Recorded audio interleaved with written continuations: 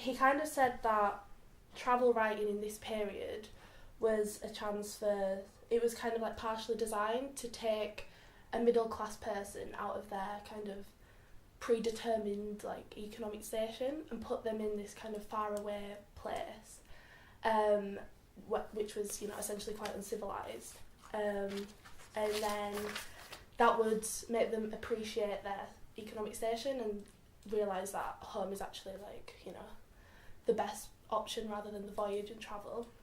However, I argue that in Robinson Crusoe, it's kind of the opposite. It's the voyage enables him to break free from his kind of economic station and his like comfortable middle class existence, and in doing so he can kind of, you know, gain this social mobility and economic mobility, and almost everything that he does is for some sort of profit. And this was kind of at the period, just like at the very beginnings of like industrial capitalism, when this was starting to emerge.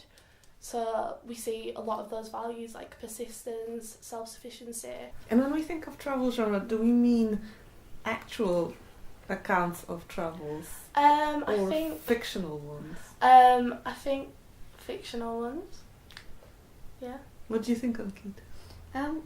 So last time I did an essay on kind of Harriet, Thomas Harriet's True Report, Virginia, and I was kind of struck by all of that context when I was writing this essay, because obviously those weren't fictionalized, they were real reports that were written, but in some ways they shared a lot of the same narrative qualities as Robinson Crusoe does, and which is itself based on some on a true account as well. But also I was kind of just struck by what is fact and fiction in the travel genre, and how Defoe does explore that in some ways, because his text, although it is set in this kind of exotic country and all that, it ultimately talks about the truth of England more than it talks about the truth of the foreign place, I think, and that's what really fascinated me. It's kind of more internalized in the... And I think that came up as well in the other class, The Rise of the Novel, like that tension between non-fiction and fiction. And you see that in something like The Unfortunate Traveller, like last time I did that. And there was this like tension between how far you can take something as fact, and Thomas Nash kind of played around with, you know, fiction.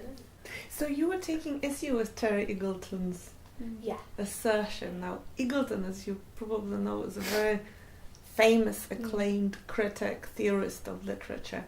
And it seems that he is a bit of a straw man for you, isn't he? Yeah.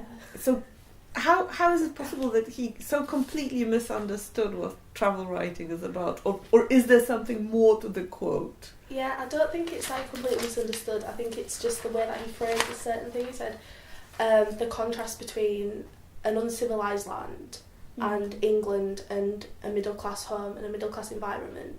That's what, only that voyage will enable someone middle class to appreciate their environment, because it you know, being in contrast with the uncivilised. Benighted, I think, is the term that he uses. Yeah. But surely Eagleton is aware that is a fake contrast, isn't he? So is he trying to get at something?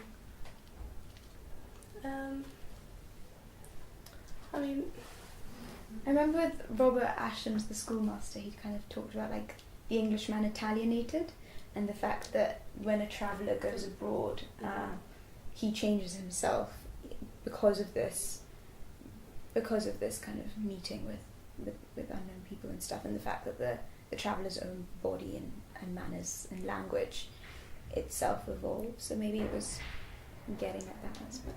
But I don't know. I didn't completely agree with the quote.